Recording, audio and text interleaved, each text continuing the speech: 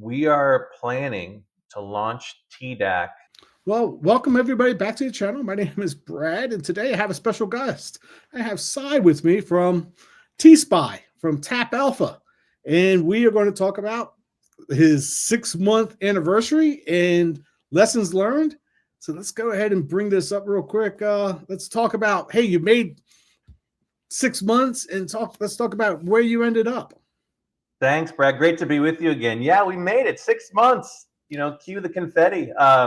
Feels really good to be up and running for 6 months and trying to get consistency on some of our processes, but just have learned a ton kind of getting the fund up and running, but really excited with where we landed.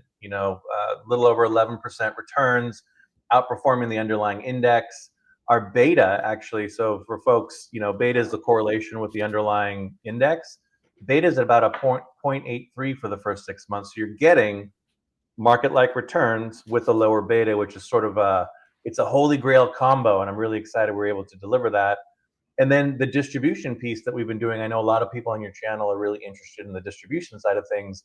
We've been able to do it, talk to your own tax advisors, but doing it in a potentially tax efficient way, which has been really powerful. And we'll talk about that a little bit probably later in the conversation.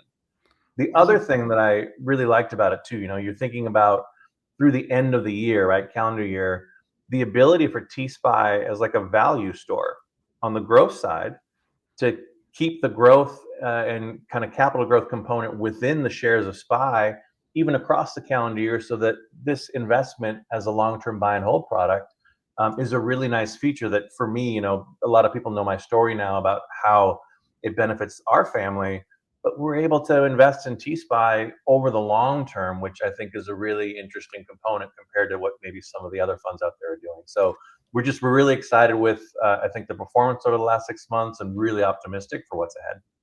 Awesome. And I am going to bring up one more slide. And this is where you ended up compared to my favorite spy eye. Let's be easy on who we talk about, right? But it's a totally different strategy. It is, and these are fantastic funds. These are like the granddaddies, the powerhouse funds, and we compare ourselves to these, because of, I think part of it is actually owning the underlying equities is sort of a unique feature for us in the 0-day world that JEPI and SPY do in the longer dated world. And so that's a good comparison for us. But you see the potential power of short dated strategies as we compare it to these. But these are fantastic funds. They do things the right way. They're tax efficient. They've set a high bar.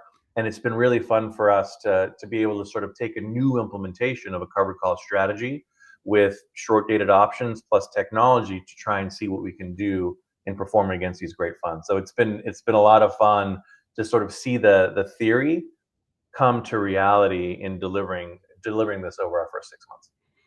That's right. And not everybody might not understand that, hey, you're holding, SPY and you're outproducing than the S&P 500, which That's is exactly right. Which is exactly what we like to see in any fund, right? So it's been, and that was, one of the learnings too in bringing TSPY to market. One of the hardest things to do was actually own real shares in a 40 Act ETF fund and be able to write covered calls on it. That's a difficult construct, especially when you're doing it every day. So that was one of the things we learned early on of like, people were trying to say, well, why don't you just do a synthetic or maybe try a swap, because the infrastructure for some of the big banks that we were working with couldn't handle it. But we really stuck to our guns so that we could own true SPY shares and then still be able to trade it with the frequency that we do with 0-day. And that was a big win. And there's a lot of benefits that we've learned are coming out of it, including potential tax efficiency and our ability to sort of be dynamic in how we manage risk because we own those underlying shares. And part of that, correct me if I'm wrong, I'm not a financial guy for say, but on a synthetic, they have to pay you out the gains even if they don't close that position. It's really interesting, and that was one of the drawbacks when we were deciding should we implement TSPY with synthetic or real shares. When you have a synthetic position, so owning SPX options to replicate the underlying shares. When the calendar year ends, one of the tax rules is you have to do this thing called mark to market. So even if you don't close your SPX position, on December 31st, it has to get marked to market. And those gains, or even if they're unrealized, have to be considered from a tax perspective. And in a 40 Act product, there's basically two choices. One, the rule is 90% of realized gains have to be distributed. And so the fund manager has a choice, if you're doing a synthetic, to say, okay, I'm going to distribute it, and then I don't have the tax liability in the fund. But when you do mark to market, if you hold on to the unrealized gains of the underlying shares or the underlying synthetic, you have to pay the taxes on it. And so in those cases, like if you're a fund manager and you have a synthetic, really the practical impact is you've got to distribute those gains. And that's one of the reasons why I was like, wait a minute, let me do the math here. So if I have a market price that's maybe I've got 5% NAV growth, and I have a synthetic, I have to take that 5% market to market and then potentially distribute it. So the best I can do in NAV growth is 0% after the end of the year. So for us, that's one of the reasons why we wanted to stick to our guns and do the physical shares, because then you don't have any realized gains at all, and you can carry forward that SPY growth many years into the future. And that was a really powerful feature to us for the use case of you really care about growth, but you still want that sort of income on a monthly basis. And that's why I preach holding the underlyings matter. Right. So any of my long-term funds actually hold the underlying. And I'm learning that's extremely important. So one other thing, is there any learnings over the last 6 months that you've learned, by doing this real time? It's easy for me to be the Tuesday morning quarterback and saying, Si, why did you do this? But any other learnings that you've uncovered? Yeah, one was really interesting, and it happened during the kind of early Santa Claus rally at the end of last year. But one thing that we do in TSPY that I think is unique to us is we have the ability to roll trades. And if you roll a trade in a position overnight, there's some really interesting nuances that I didn't realize until we got through that period. One thing that happens when you have an ETF is the securities that are traded, so like the option position and the shares, they'll show up at the end of the day in your NAV. But what doesn't show up is the cash implication of whatever that transaction did. So if you sold, just let's make it simple. Let's say you sold 5 shares of Apple in your ETF. The -5 share count will show up in your NAV, but the cash that you got in liquidating it doesn't. So you're artificially lower in your NAV overnight versus when it will settle, which is basically trade day +1. So that has big implications when you're doing an overnight roll, because your option position shows up as a negative position overnight, but you don't have the cash to show for it yet. So you get penalized overnight, but it'll settle out over time. But if you're looking at it day to day, it looks and feels bad. But that was a big learning in doing these overnight rolls for how the NAV is calculated. Yeah, I think some YouTuber sent you an email and asked you what was going on. It hurt my feelings. I was like, we're in the process of a roll. We're going to get through it and it'll shake out. But yeah, during that process, it doesn't, the NAV just doesn't look, it's not that it's inaccurate. It just takes the time to settle the cash side of it. And that's exactly right. I mean, I saw that you were significantly lower than everybody else, like -1%, and everybody else is a lot higher. And I'm sitting there going, what's going on? But when you figure out, hey, you were rolling, and like you just said, it didn't show up. So that was huge. And then it shook out. So when the roll was done, the day after, then we're back to normal. So when you're in the middle of it, it doesn't show well. And so that's one of the things we've got to figure out. Overnight rolls, they do have a risk mitigating benefit, but we've got to find a way to communicate. If we do it rarely, right? It's less than 5% of the time. If and when we do it, we got to find a better way to communicate it so people don't freak out as to like, why is the NAV low? That's the reason why. Very good. Very good. So we've come to the end of the year. How's been the tax treatment on your distributions?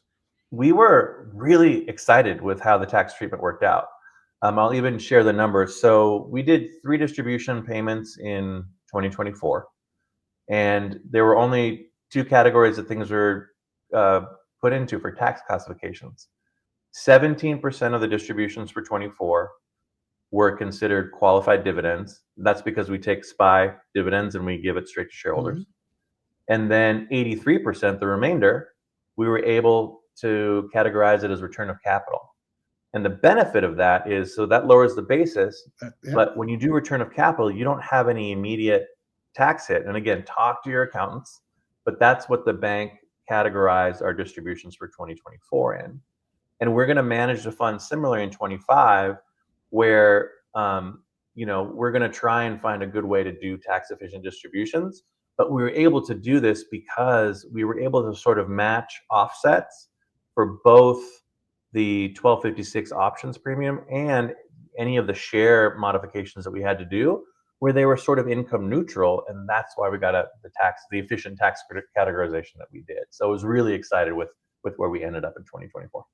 Very nice. I think that came up the other day about qualified dividends and ROC for you guys. Can you tell me anything about the fund automation and how that's changed over the time and lessons learned there also? Yeah. So one thing about ETFs, it's very different than like if you're trading it in your own brokerage account, because you sort of have this like big apparatus on top of you that has to like check a lot of compliance boxes. So for example, we have a custodian that keeps all the funds, that's US Bank. And we have a clearing broker, we have an execution broker, we have audit, and we have sort of fund accounting. There's all these functions. And so when you do one trade, it's got to go to all these audiences on the day of the trade so that you can actually get it cleared, and then everything sort of settles from an accounting perspective. There's just a lot of humans involved. And so when we started, and by the way, this was the most shocking thing to me, the ETF industry is still very manual. It's literally spreadsheets and emails. And so I'm like, whoa. We got to find a better way to do this. And so with the FinTech platform that we already had, I built in the capability to sort of automate getting all those humans the information that they need in real time. And then you notice, like when we make a trade and things are communicated to all our partners and team members, you'll notice the website gets updated very soon after the position is made. It's because we built that automation to make it way faster to get everybody cooking. And that actually was really helpful for us because, we're one of the few funds I think that can actually take defensive moves in the middle of the day. So we can close out early, or if we need to roll, we can do that. And the reason we can do that is because we're very nimble with the technology that we built to quickly get the compliance and accounting boxes checked using the innovation and technology as part of our process. So that was a huge upgrade in our ability to execute. And I think it's, knock on wood, going to help impact our performance in positive ways. One question I thought of is you mentioned that you roll approximately about 5% of the time. Mm-hmm. What's the percentage that you close early? It's a good question. Usually it's like on days when the market drops, and I don't have the actual percentage, but the thing that triggers an action from me and from us and from the platform is when we have collected 95% or more of the potential premium that day. So you basically already won. So you can close out the position, be risk off. And if the market's really down, the other thing that you can do, but you got to do it in a very risk appropriate way, is there's maybe other opportunities to get some small additive premium too. And so it's basically that 95% of the premiums collected. That's the trigger that says, all right, let's close it. Let's be risk off. You've already collected your upside, and then you can live to fight another day the next day. Very good. So anything on the macro side of the economy now, or in what's going on out there that you can speak to? This year, the theme has been an increase in volatility. There's more. The VIX is up a little bit. People are nervous. You see it, and then the administration is in, and they're making big statements and big changes from a policy perspective. That creates uncertainty and it creates volatility. So if you think about volatility as like, call it a tailwind, how do you capture that? What's the tool that you use to capture volatility? And the answer is options. Options premiums are impacted by the level of volatility in the marketplace. So right now is actually a really, it's kind of a great time or an interesting time to be in options-based strategies because volatility is going up, premiums go up, and then you can use options in so many different ways in order to sort of meet your risk profile. In the case of TSPY, for example, premiums go up. It allows us to buy a little bit more of a cushion in some cases. And that cushion helps sort of, limit volatility. And that's also one of the reasons why our beta has kind of been where it is. So increase in volatility in a lot of, investing circles, people are like, oh, that's bad. But if you have the right tools to navigate it and you know how to use options in the right way, it actually can be a benefit. So just being in an options-based strategy, world, it's really a good time for these types of strategies because you just have to have the right tools in order to take advantage of the market environment.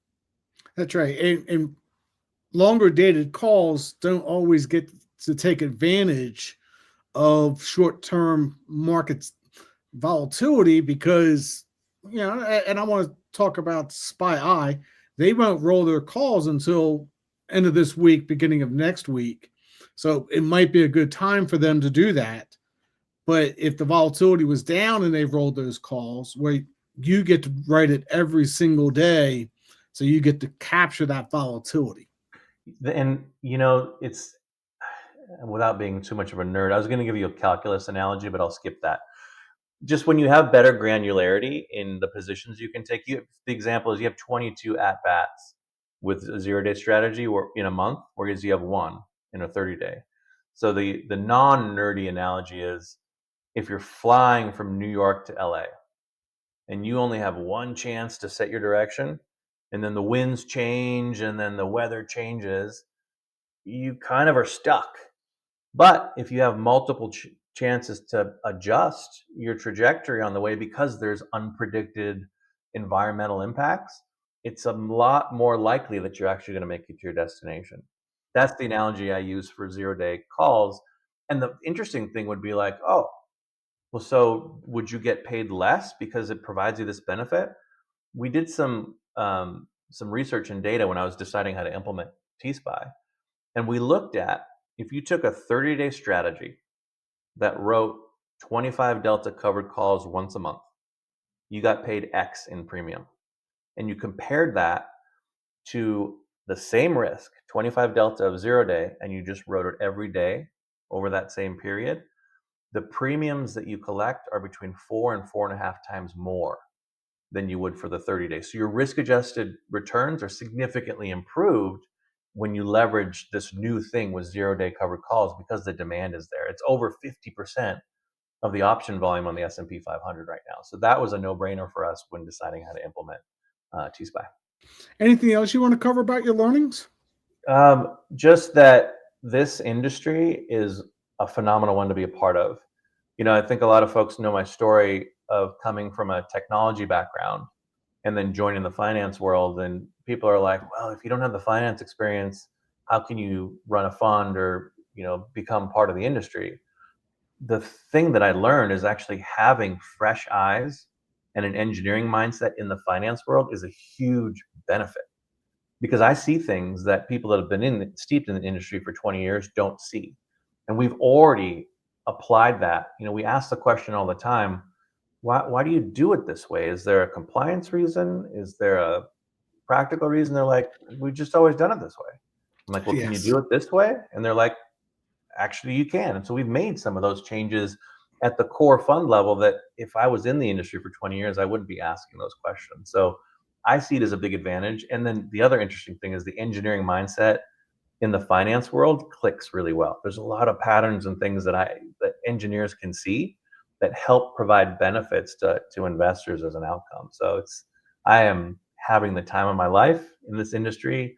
It's so much fun being able to add value. And the thing I love about ETFs is they're fully transparent. And that's a core value of our business.